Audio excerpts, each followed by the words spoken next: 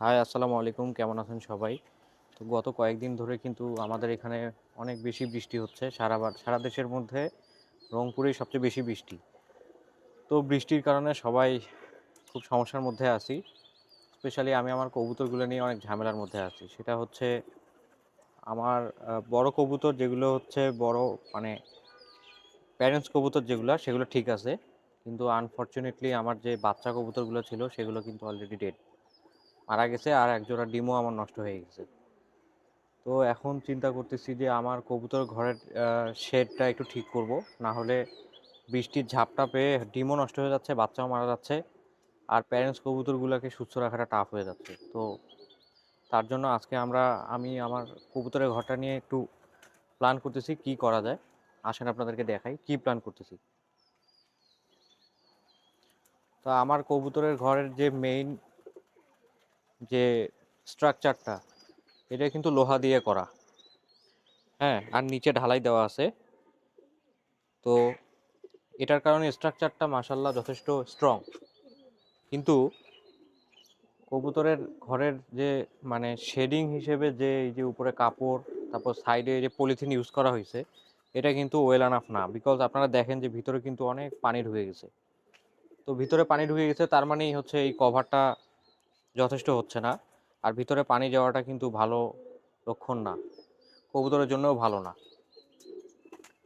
তো তার জন্য আমরা যেটা চিন্তা করছি যে আমি আর মেজবা মিলে যেটা চিন্তা করছি যে আমরা কবুতরের ঘরটাকে টিন দিয়ে সুন্দর করে ঘিরে দিব, আর উপরেও দিয়ে দিব টিন। এতে করে যেটা হয় যে টিনে যদি পানি পড়ে, পানিটা আর আমার কবুতরের এই ঘরটার মাঝখান দিয়ে একটা লোহা দেওয়া আছে, যার কারণে শেপটা হয় এরকম ওই যে টিনের চালের ঘরের মতো। তো দুই দিক থেকে পানিটা পড়ে যাবে। আর সাইডে যদি আমরা টিন দিয়ে দিই, এখানে টিন দিয়ে দিই, ভিতরে পানির ঝাপটা যাবে না। ছোট কবুতরের ছোট বাচ্চা বা ডিম থাকলেও অসুবিধা নাই, ডিম অ্যাটলিস্ট নষ্ট হবে না। হ্যাঁ, তার জন্য এটা প্ল্যান করছি। আমরা অলরেডি কিন্তু কবুতরের জন্য যে ঘরের জন্য যে টিন টিন কিন্তু কিনে রাখছি আমি। ওটার আপনারা শর্ট আকারে আপনাদেরকে দেখাবো। ওটা একটু বলে দিই, 2500 টাকার টিন কিনেছি অলরেডি। মানে আমার এইটা কিন্তু হচ্ছে 8 ফিট, লম্বাটা হচ্ছে 5 ফিট, আর এপাশে দেয়াল থেকে প্রস্থ এটা হচ্ছে 7 ফিট। হ্যাঁ, তো এই উপরের ছাদটা ঢাকার জন্য 9 ফিটের টিন কিনে কিনে নিয়ে মাছ মাছ দিয়ে কেটে নিয়েছি। তাহলে দুই সাইডে এইভাবে কভার হবে। আর সাইডে এক্সট্রা, এই পাশে সাইডে যদি এক্সট্রা একটু টিন থাকে তাহলে আরো ভালো, পানিটা একটু দূরে গিয়ে পড়বে। এতে করে আশা করা যায় আমার কবুতরগুলো সুস্থ থাকবে, প্যারেন্টস কবুতরগুলো ভালো থাকবে, আর বাচ্চা মারা যাবে না। বাচ্চা মারা যাওয়াটা কিন্তু খুব একটা মানে যারা পালে যে কোনো প্রাণীই হোক, এটা কিন্তু খুবই দুঃখজনক বিষয়। তো আশপাশে এই যে কবুতরগুলো দেখতেছেন যে ওড়াউড়ি করতেছে, আমি এখন ওদেরকে খাইতে দেইনি, খাইতে দিব। এরপর হচ্ছে আমরা কাজ শুরু করব। আমার হেল্পিং হ্যান্ড হিসেবে যথারীতি আমার সাথে থাকবে মিস্টার সাবাব, মেজবা। ও ক্যামেরার পিছনে আছে, হাসতেছে আমাকে দেখে। হাসির কোনো কারণ নাই। ও আচ্ছা, আরটা দেখেন, আপনার ওয়েদারটা একটু দেখেন যে কি অবস্থা। প্রচণ্ড বৃষ্টি, মানে বৃষ্টির মনে হয় যে থামবেই না এরকম এই বছর। মাশাল্লাহ, বৃষ্টি তো আল্লাহর বিশেষ রহমত। তো বৃষ্টি হবেই, ওয়েদারের উপর তো আর আমাদের হাত নাই। এর মধ্যেই আমাদের কাজ করে যেতে হবে। তো আমরা ইনশাল্লাহ কাজ শুরু করতেছি। আজকে হচ্ছে মের 2 তারিখ। আর হচ্ছে কার কার এলাকায় ওয়েদারের কী অবস্থা আপনারা জানাবেন। এখন কয়টা বাজে? সময়টা হচ্ছে 11টা 17। বেলা 11টা 17। রোদের কিন্তু দেখা নাই। গত রাতে প্রচণ্ড বৃষ্টি হয়েছে, কোনো বাতাস ছিল না, বাট শুধু বৃষ্টি, তাই না? অনেক বেশি বৃষ্টি হয়েছে।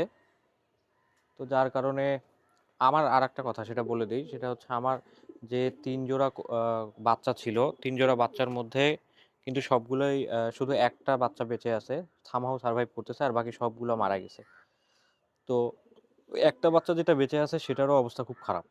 মশার কামড়ে ওর বসন্ত হয়ে গেছে, ও ঠিকমতো খাইতে পারে না। ও আচ্ছা, আর আর এই বাচ্চাগুলা, তার যে বাচ্চাগুলো মারা গেছে তার থেকে এক ব্যাচ সিনিয়র বাচ্চা, মাশাল্লাহ এরা সার্ভাইভ করে গেছে। এরা কিন্তু ওই উপরের খোপটায়, এরা কিন্তু যে আমার যে মেইন প্যারেন্টস আছে, মেইন পেয়ারের বাচ্চা এটা।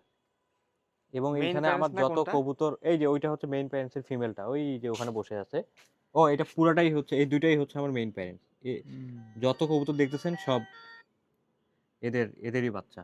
হ্যাঁ, আর আমার বাকি কবুতরগুলো থেকে আমি এখনো সেইভাবে ভালো রেজাল্ট পাই নাই, বা ওরা ওইভাবে প্যারেন্টিং এর ব্যাপারে খুব একটা ভালো না।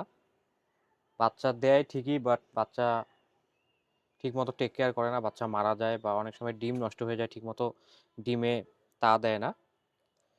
তো যাই হোক, তারপর আমি চেষ্টা করতেছি আমার কবুতরের বাচ্চাগুলোকে যতটা সেফ রাখা যায়। টিন দিয়ে দিলে সামনটা কিন্তু পুরোটাই দেখেন যে ফাঁকা, হ্যাঁ, জাস্ট নেট দেওয়া। তো এই সামনটাতেও যদি আমরা এই এই লেভেল পর্যন্ত টিন দিয়ে দিব, শুধু এই জায়গাটা একটু ফাঁকা থাকবে ভেন্টিলেশনের জন্য। আশা করা যায় আমরা কবুতরগুলা আমার বেঁচে যাবে। আচ্ছা, আর একটা জিনিস একটু দেখাই দেই, ভিতরে আসো। সেটা হচ্ছে ওই যে আর একটা খাঁচার ভিতর আর একটা কবুতর আছে, হ্যাঁ। তো এই কবুতরটার একটা গল্প আছে, সেটা হচ্ছে এই কবুতরটা কিন্তু আমার না, কবুতরটা অন্য কারো, উড়ে আমার এখানে আসছে আর আমার কবুতরগুলোকে খুব ডিস্টার্ব করতেছিল, যার কারণে আমি ওকে আপাতত খাঁচার মধ্যে রেখে দিছি। আর ও একটু অসুস্থ, ওর খাবারের সাথে ওষুধ মিশাই দিছি, একটু সুস্থ হয়ে গেলে ওকে আবার ছেড়ে দিব।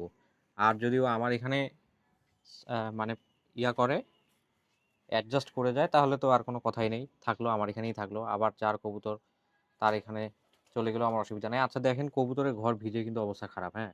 কাঠের ঘরটা দেখেন, ভিতরে খোপগুলোতেও কিন্তু পানি চলে গেছে। এই এত পেশারটায় সুন্দরভাবে কভার করা, তারপরও পানি চলে গেছে। তো আমি বুঝলাম যে এই ট্রিপাল দিয়ে আসলে কাজ হবে না। আমাকে টিন দিতে ওই হবে। যে ঝুলে গেছে।